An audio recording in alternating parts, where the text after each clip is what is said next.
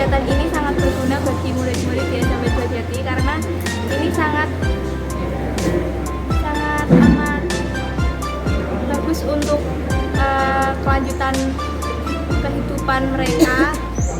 agar mereka tahu kalau mereka memiliki minus yang harus ditindaklanjuti. Sebagai murid SMP 2 Jati, saya bangga dengan sekolah saya dan